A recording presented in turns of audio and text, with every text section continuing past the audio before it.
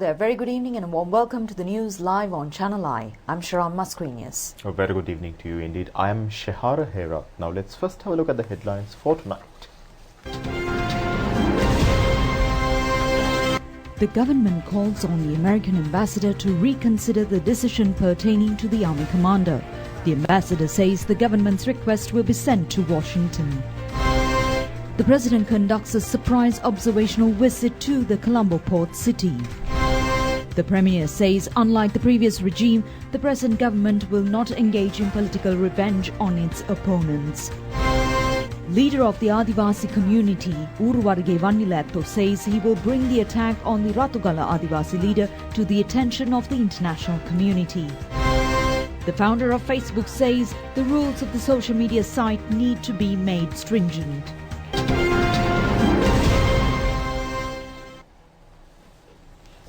And now moving on to our top story this evening, the United States ambassador to Sri Lanka, Aliana B. Teplitz, was summoned to the Ministry of Foreign Relations. Today, the US ambassador was summoned to convey Sri Lanka's strong objection to the imposition of a travel restriction by the US government on Commander of the Sri Lanka Army, Lieutenant General Shavendra Silva.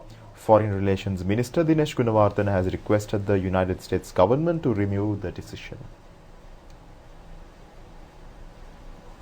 The government of the United States imposed a travel restriction on the commander of the Sri Lanka Army and Acting Chief of Defence Staff, Lieutenant General Shavendra Silva, and his immediate family members recently. During the discussion with the US ambassador, the minister reiterated that the Lieutenant General Shavendra Silva was appointed as the commander of the army by then head of state, taking into account his seniority and with no sustained or proved allegations of human rights violations have been made against him. His elevation as the acting chief of defense of staff was done by the current head of the state, President Gotabaya Rajapaksa, and this was on account of his being senior most serving military officer.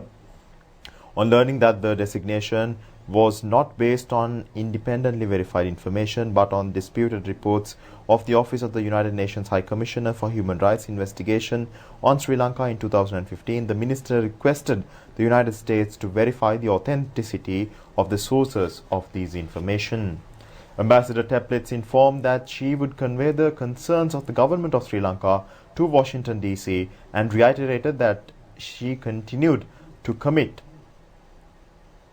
for all aspects of ongoing collaboration with Sri Lanka and to ensure its expansion, including the field of defense. Foreign Secretary Ravinatha Arisinghe and Deputy Head of the US Embassy Martin Kelly were present at the meeting.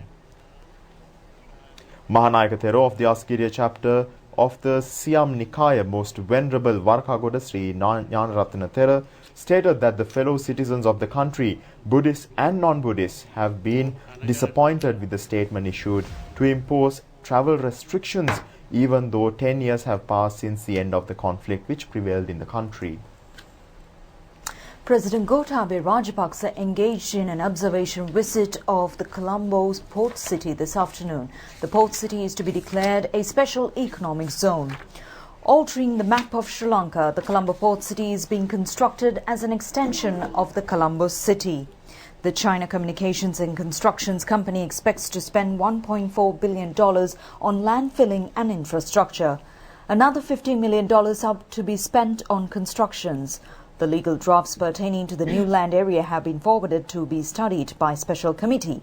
Once they are passed in Parliament, the port city is to be declared a special economic zone. This will be the first specialized economic zone for services. The Ministry of Urban Development, the Urban Development Authority and the China Communications and Constructions Company are carrying out the project under a tri-party agreement. Construction work of the building will commence mid-year. The first stage is expected to be completed by 2023.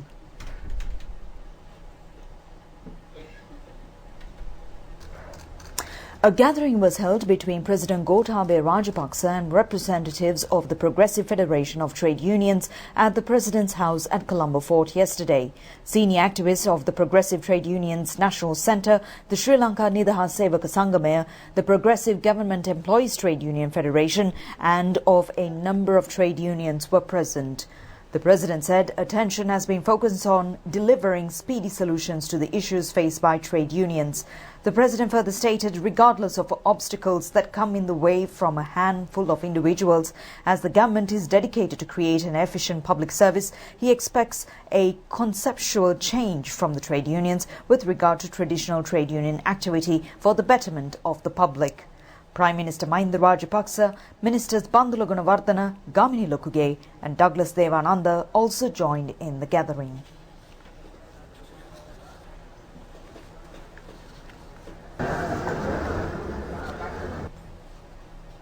And now, Prime Minister Mahinda Rajapaksa says, unlike the previous regime, the present government does not intend to vent political revenge on its opponents.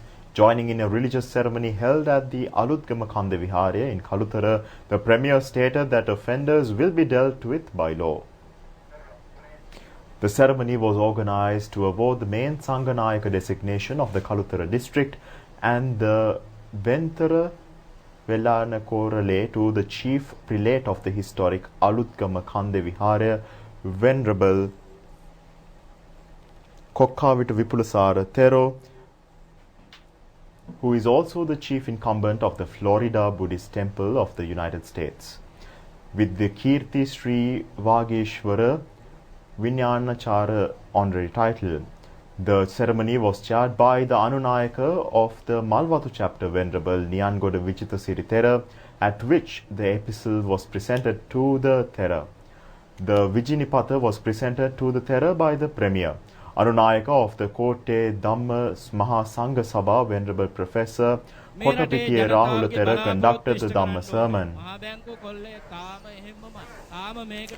Anunayaka of the Kote Dhamma Mahasangha Sabha, Venerable Professor Kotapitiya Rahula Thera stated that aspirations of the people need to be fulfilled.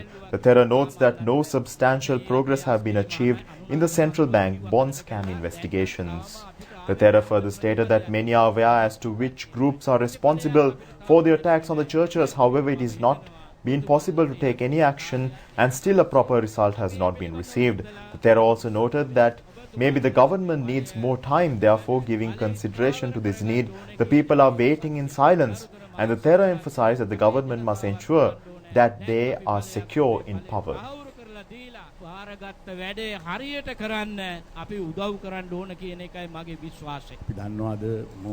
Prime Minister Mahinda Rajapaksa stated although they formed a government, they do not have a majority in parliament. The Premier stated that they have not forgotten the central bank bond scam. He further stated that he inquired from the investigating police officers last week and was told that the relevant documents have been sent to the Attorney General. Therefore, the Attorney General's department is preparing to take necessary action. The Premier added that they will implement everything they promised. However, in no way will they politically chase or strike or vent revenge. The Premier further stated that they have a responsibility to take forward the country that was taken backwards over the past 4.5 years.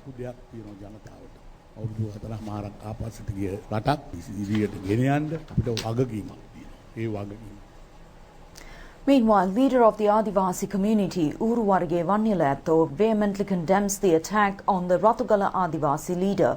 He intends to make the international community aware of the incident as well. The Ratugala Adivasi leader was attacked after he exposed a massive sand mining racket in the Nilgala River Reserve over Rupavahini News at 8 p.m. The destruction caused to the Nilgala Forest Reserve due to illegal sand mining at a number of locations was exposed over our main news bulletin on the 14th of this month. The details given in the exposure were furnished by Ratugala Adivasi leader Sudha Vannilatho. He had pointed out that the illegal sand mining occurs in the Rambakanoya, which flows through the centre of the Nilgala Forest Reserve. On the very same night after the news telecast, the Adivasi leader had been attacked by the racketeers. He was admitted to the Bibila Base Hospital. In last night's news bulletin, we highlighted points with regard to the connected individuals not being taken into custody.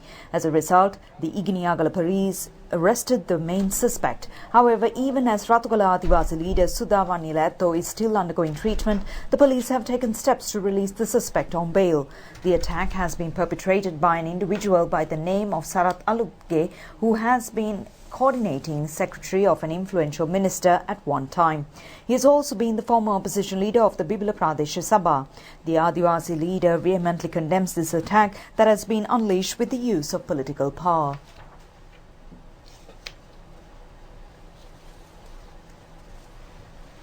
And we all know that exercise is a must for a healthy lifestyle.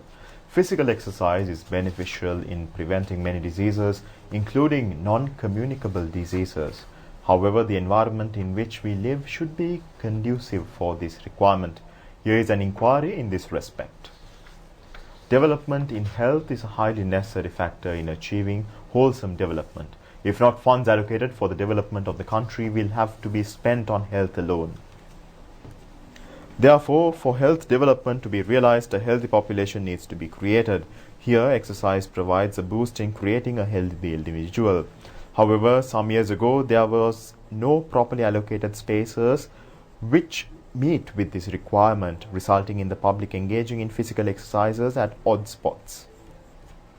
As a solution, a few years ago, jogging tracks were designed in and around Colombo as well as in and out station areas upon a concept of the then Defence Secretary, incumbent President Gotabaya Rajapaksa.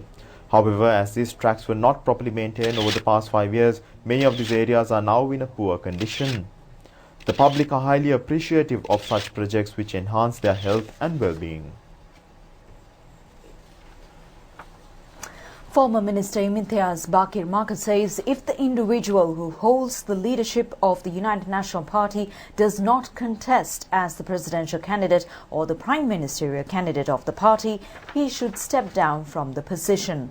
Meanwhile, speaking at a media briefing held at Sirikota today, parliamentarian Mujibur Rahman said at the forthcoming general election, the party will contest under the swan symbol.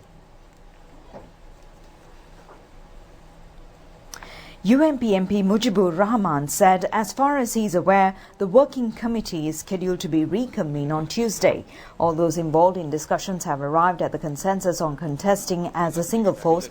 Therefore, the MP says he does not believe that there will be any division in the future. He predicts that most probably the alliance will contest under the swan symbol under the leadership of opposition leader Sajid Premadasa as their prime ministerial candidate.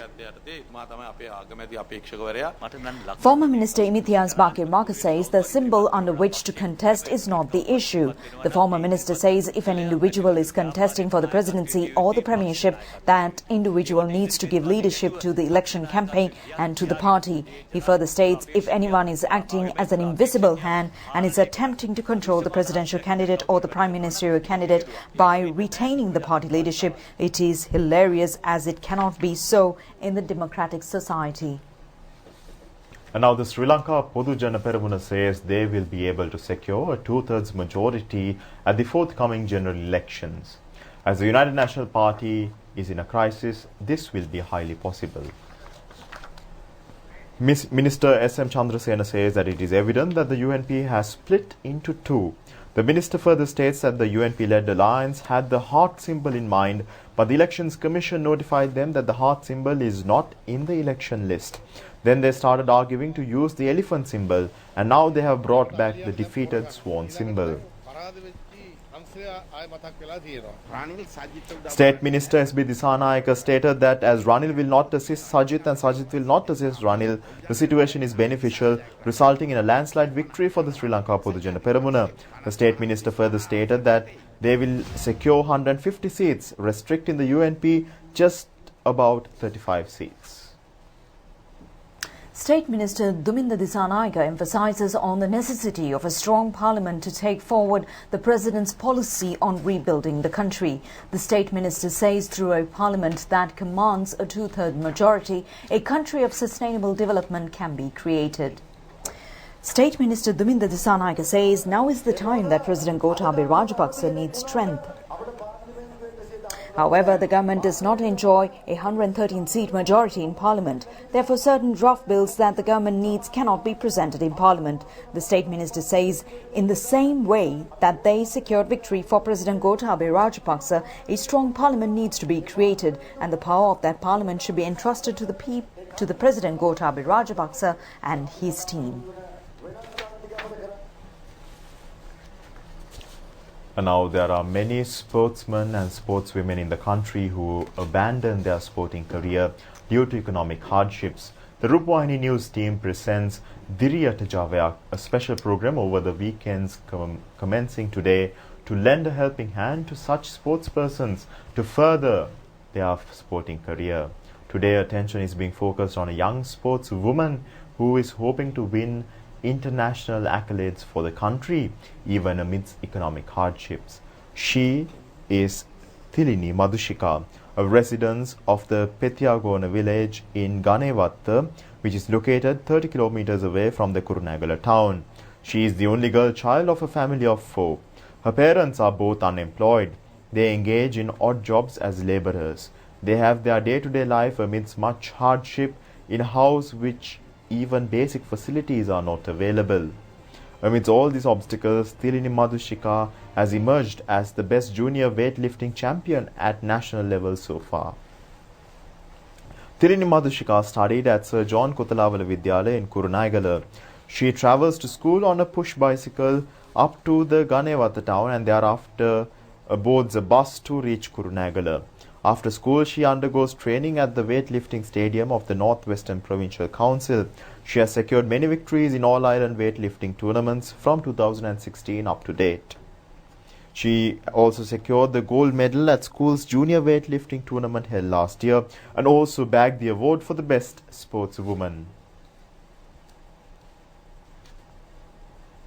Thilini Madhu Shekhar, who has emerged victorious at national level with great courage by setting aside obstacles, would be able to secure victories for Sri Lanka at the international level as well if she is provided with the required facilities.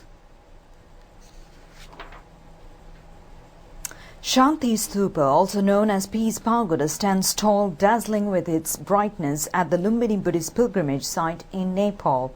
This is as a symbol to unite humanity in a desire for peace. This report on Peace Pagoda has been compiled by Dhammika Wickremege of the National Television, who recently visited Nepal.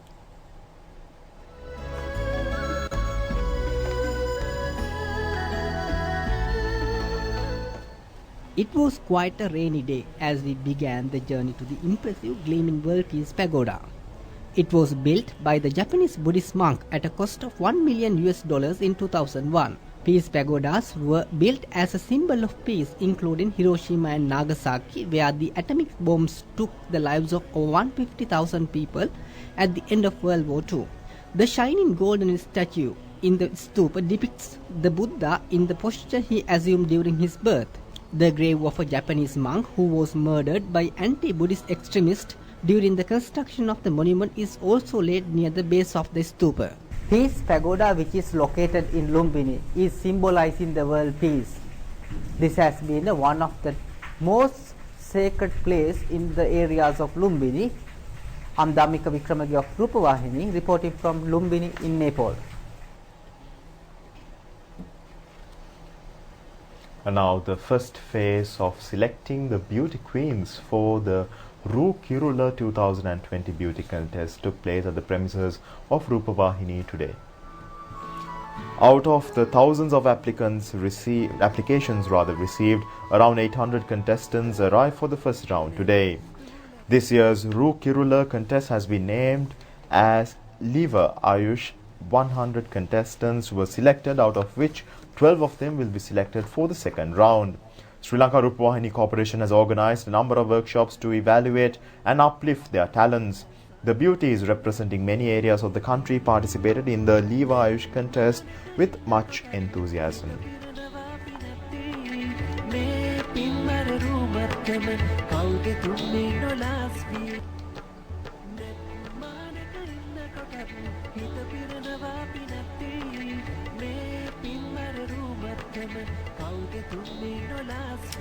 A veteran panel judged the contestants, and the panel comprised of veteran dance professional Dr. Channa Vijayawardena, international dress designer and director of the Miss Universe pageant, Lo Ching Wong, senior choreographer Roseanne Dias, veteran actress Udari Pereira, and veteran hairdresser and beautician Samantha Gunasekara.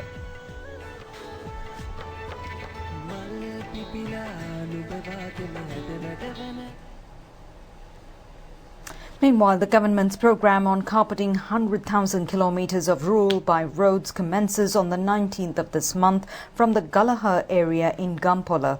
A special discussion in this regard was held at the Gampola Divisional Secretariat today. Rural roads that are in a poor condition are being developed upon a pledge given by the government under the manifesto of a prosperous vision. Under this move, roads that have not been developed in any manner over the past 10 years have been selected under a special selecting criteria. The cost involved is 50 billion rupees. Minister Johnston Fernando, parliamentarian Anuradha Jayaratna and a group of public officials attended today's discussion. The launching ceremony will take place under the patronage of President Gotabaya Rajapaksa and Prime Minister Mahinda Rajapaksa.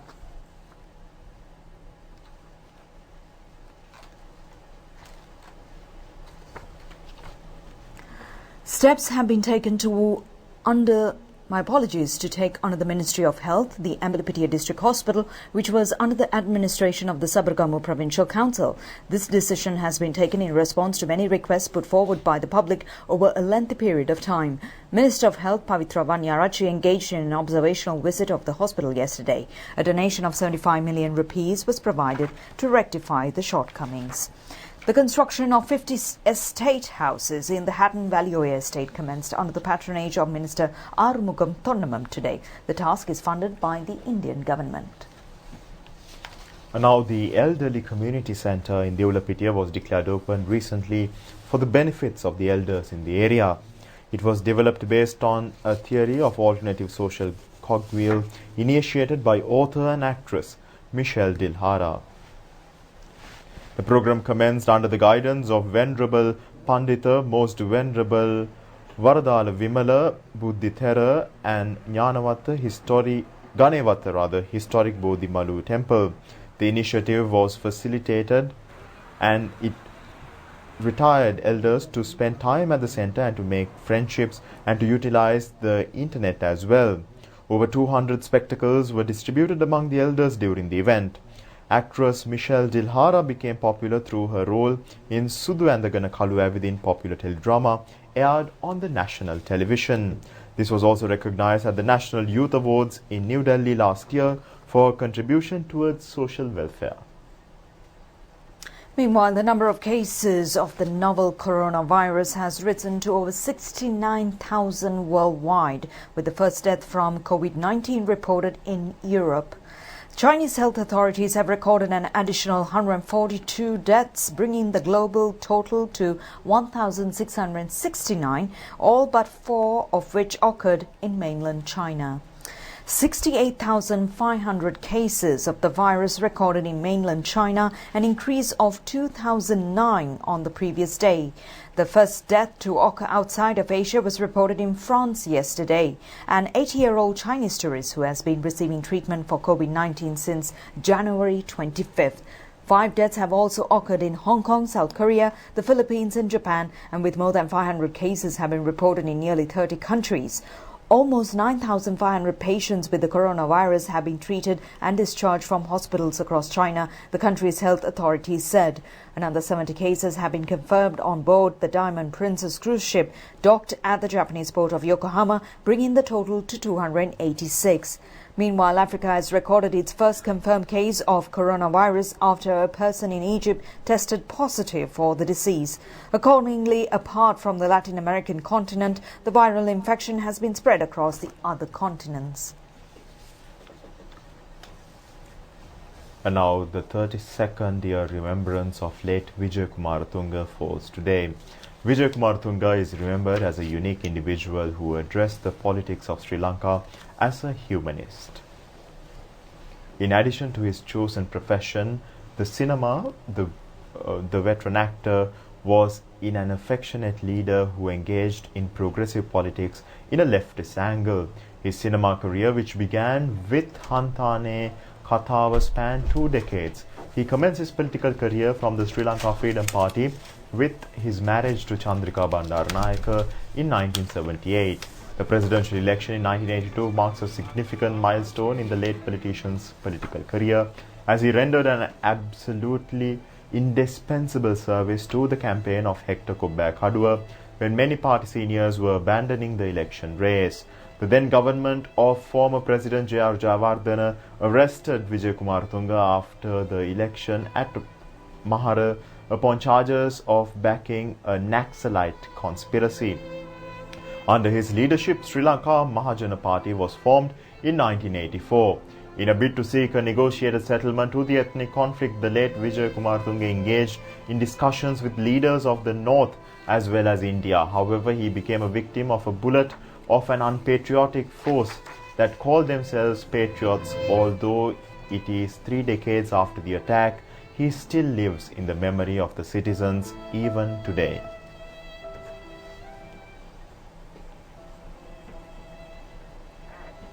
The commemoration ceremony to mark the 32nd remembrance of late Vijay Kumar took place opposite his statue at Seeduwa this morning. This was under the patronage of former President Chandrika Bandaranayake Kumaratunga. The 45th anniversary of the Pinnawala Elephant Orphanage falls today. The anniversary celebrations took place in the premises of the Elephant Orphanage with the participation of local and foreign tourists. The Pinnawala Elephant Orphanage was declared open on the 16th of February 1975 under the patronage of then Minister of Maritime Affairs, Tourism and Aviation Services, the late GBG Kalugalla.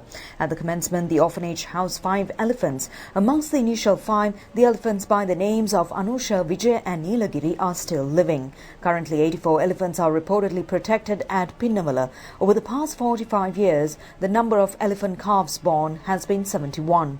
In addition, the exchange of elephant with foreign countries donating elephants to viharas are some of the other tasks undertaken by the Elephant Orphanage. To mark the 45th anniversary, the elephants were provided with fruits and milk rice, whilst the Mahasangha chanted Set Pirit.